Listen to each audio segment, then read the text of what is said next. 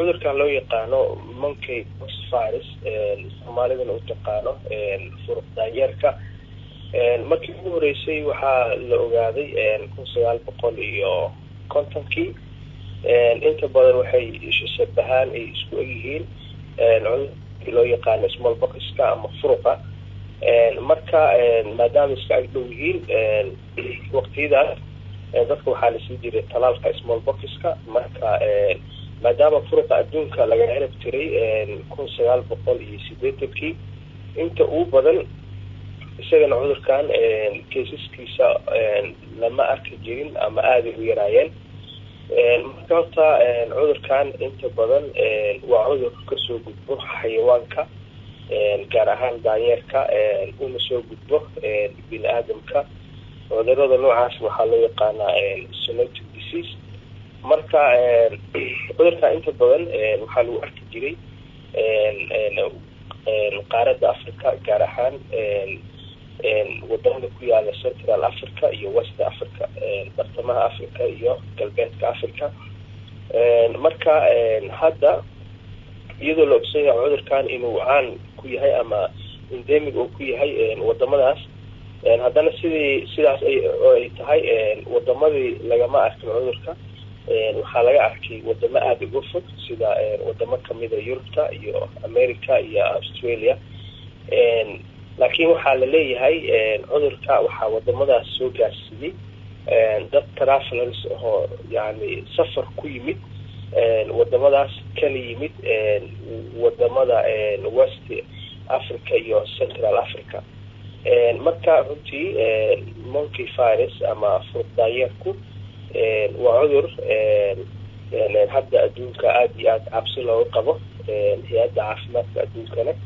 ay runtii yani wadamada ay ku dhiirigelinayso guud ahaan in laga digtoonaado halista uu leeyahay cudurkaas laana maxaa yeelay waa cudur aad iyo aad u faafaayo faafitaankiisa iyo xawaaraha faafitaankiisu uu aad u sareeyo marka waa halis caafimaad oo kale oo kusoo korortay adduunka waqtigan waa gartay marka doctor inta badan haatan kiisaska meelaha lagu arkayo waa wadamada galbeedka gaar ahaan Yurub wadamadan Mareykanka Canada Australia iyo 9 wadan oo Yurub ku yaala in la yiraahdo xanuunka kiisas badan oo kamid ayaa lagu arkay maxaa keeni kara maadaama wadamadan ay yihiin kuwa dhanka caafimaadka ku horumaray oo wadamada dunida ugu horeeyay yihiin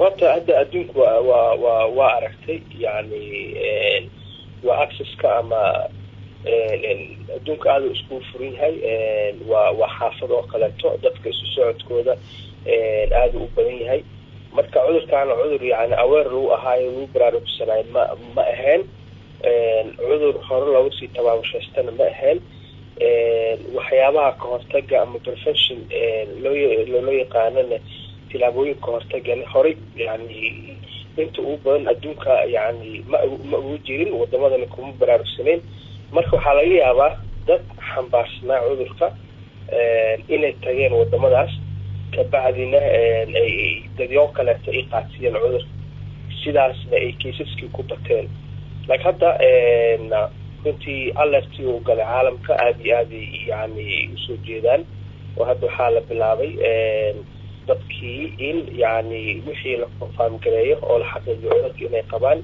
iyo wixii lagu tuhmaba yani cudurka inay qabaan in isolation lagu sameeyo la karantiilo dadkiina loo bilaabo yani wacyigelin inay iska ilaaliyaan waa gartay marka ka waran qaabka isku gudbinta ka waran oo tusaale qof xanuunkan qaba inuu qof kale u gudbiyo maxay u baahan tahay oo astaamo ama talaabooyin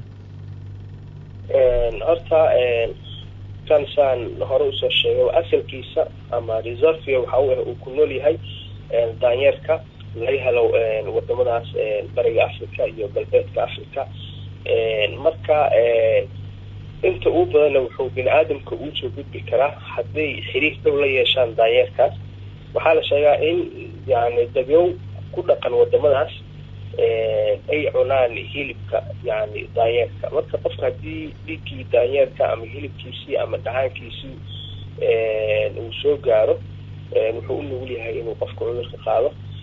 qofkaas cudurka kasoo qaaday daanyeerka leh yani cudurkiiyaa ku dhacayo oo waxaa lagu arkaa calaamadihiisii. waxyaabaha ugu horeyn waxaa kamida qandadii, qofkii qando aada u sareyso yani lagu arko. marka siyaabaha qofka uu soo gudbi karo xataa dadka waxaa kasoo baxo cudurkaas lagu arkay waxaa la yaqaana skin lesions, yani nabro ama waxyaabo kasoo yaacay qofka jirkiisa. waxyaabahaasoo docool yani blisters docoole leh. waxaa ku jira dhacaan aada u badanaa ku jiro. dhacaankaasoo mid cad noqon karo ama mid yellowish ahoo huruud u ah. marka nabrahaas way dilaacayaan, dhacaanaa ka imaanaya qofka. marka haddii dhacaankaas uu contact la sameeyo, xiriir la sameeyo, masalan uu salaamo qofkii gacmihiisoo qofkii cudurka xanuunsanay gacmihiisoo nabrihii iyo dhacaankii wixii leh, haddii uu la nool yahay uu dharkii la isticmaalayo, haddii cuntadii oo la cunaayo, ila nabrahan meelo badan ay kasoo baxaan afka qayb ka yahay, ama haddii dad isqaba ay yihiin waxaa laga yaabaa nabrihii inay kasoo baxaan xubintii taranka. marka markasta qofka qofkaas uu xiriir dhow la sameeyo, gaar ahaan dhacaanka nabrahaas ka imaanayo oo qofkii xiriir la sameeyo, wuxuu u nugul yahay qofka inuu cudurkii kasoo qaado qofkii qabay. waa gartay. marka adduunka waxaa faraba-an ku hayay sanadihii lasoo dhaafay xanuunka COVID-19 ama coroonaha oo faafitaankiisu aada u fudud yahay, oo neefsashada, taabashada, waxyaaba badan lagu kala qaadayay. kan intaas waa uu ka khafiifsan yahay soomaan marka la eego astaamaha gudbinta xanuunka. corona horta nooc walba cudur lagu gudbiyo inta badan gudbaayo, laakiin hadda waa direct contact waaye, qofkii inuu qofka kale xiriir toos uu la sameeyo. ilaa hadda lama sheegin mana arkin inuu ku gudbo neefta oo kaleeto. masalan corona wuxuu ahaa qofka hadduu hindhis waxyaabaha loo yaqaano droplets oo isha is arki inuu ku gudbaayay. laakiin wuxuu ku gudbaa direct contact, qofkii inaad jirkiisii la samaysid xiriir toos aad salaantid, qaandada wax ku cunaa wax ku cuntid, ama dharkii uu aad gashatid, ama dadkii isqabay isjamaaca, waxyaabahaas uu asaga uu gudbaa. laakiin waa gudbitaan ahaan marka la fiiriyo yani wayska uu ku gudbaayo wuu ka yaro fudud yahay kii hore corona. aada weyn. ka waran sida ugu fudud lagu hortegi karo, ma jira horta talaal uu leeyahay oo haatan la leeyahay waa cayms ayuu u yahay, mise waa lagu hortegi karaa? horta isaga waxaa loo isticmaali jiray talaalkii loo isticmaali jiray furuqa ama small box. talaalkaasaa loo isticmaali jiray. marka waxaa la leeyahay talaalkiisu wuu yaalaa oo waxaa yaala talaalkii small box furuqa, laakiin talaalkaas availabilitygiisa iyo accesskiisa helitaankiisa aada u yar. marka hadda hay-adda caafimaadka adduunka waxay ka codsatay warshadihii soo saari jiray kaas furuqa inay dardargeliyaan cadad aada u badan ay soo saaraan si accesska iyo helitaanka adduunka talaalkaas uu helo ay u fududaato. marka dabcan talaalkiisa available waaye, laakiin weli access dunida ma u wada lahay oo yani wadamada dunida dhan ma wada gaari karo.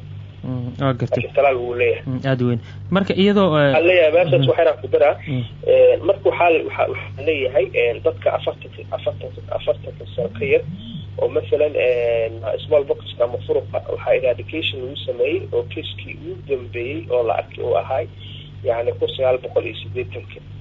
yani wixii dhashay 1980 iyo wixii ka horeeyey waxay u badan tahay inay qaateen talaalka furuqa small boxka. saas daraadeed waxaa leeyahay waxay haystaan difaac.